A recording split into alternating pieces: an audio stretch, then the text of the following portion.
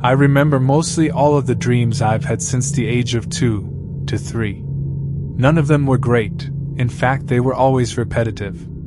Same scenario, same beginnings, same terrifying endings. Around the year of 2007, Elle used to live in a suburban 2-story home. The layout was very unique. I lived with my 2 brothers, my mother and my father at the time. Of course, at the age of only a couple months old, I had a set bedtime. So just like clockwork, one of my parents would set me to bed, and lights would be shut off. Quiet and alone, I would just stare at the ceiling for minutes at a time, waiting for my eyelids to eventually shut close. The dreams would always be set in my house. The lighting in every room was dim, cold, and completely silent. As if no one was ever living there with me, or as if I was abandoned. My energy always felt so low, as if I was still tired even though I was aware of myself sleeping. I knew I was asleep. In the dreams, my eyelids would just open abruptly. I would be in a random part of my home, but this time it was my downstairs living room. There was old crusted furniture in random places of this room, not like the ones I've seen in my home before. But knowing how the dream goes, I knew that I had to get over there to check it out. Time would go by so slow until I heard this soft-tone music playing out in another room of the house. The music was almost identical to a record of a baby's lullaby.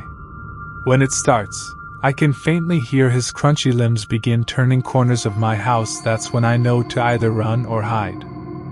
Since my energy was extremely slow, running wasn't always the easiest option. I tried my best to make it to the couch to hide behind it. That was until I felt it. When he comes around, I feel a tickling sensation start from the crown of my head moving all the way down my spine. Such a petrifying feeling to experience while in this situation. Alone with slow movement, stale cold air flowing throughout my house, and afraid. Each and every time with being aware to what will happen next. I felt it. The feeling almost made me paralyzed, as if I couldn't move at all anymore, as if someone, was pulling me further and further away from my body.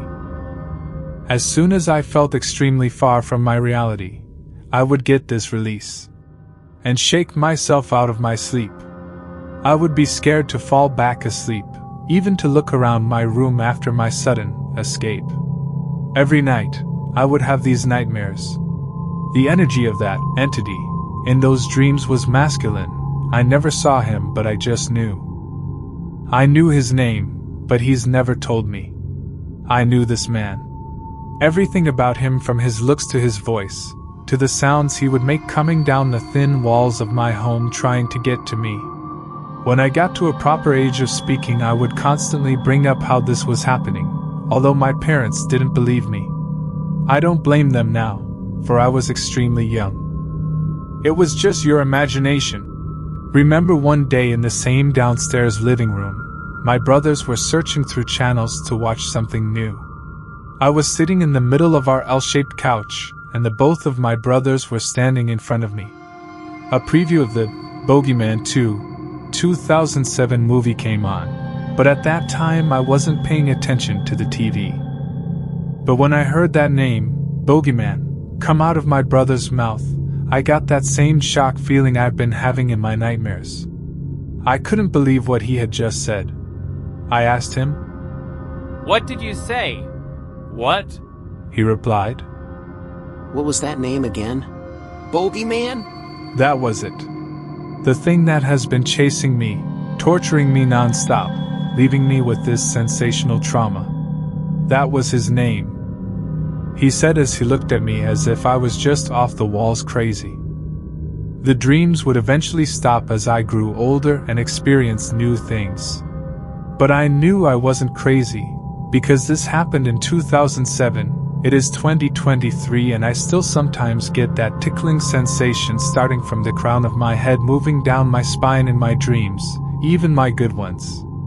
I don't know if he'll come back, but now I don't bother waiting to find out.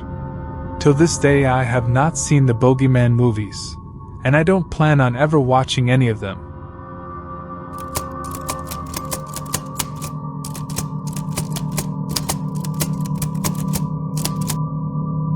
This was also the story on Reddit, but I hope you liked it.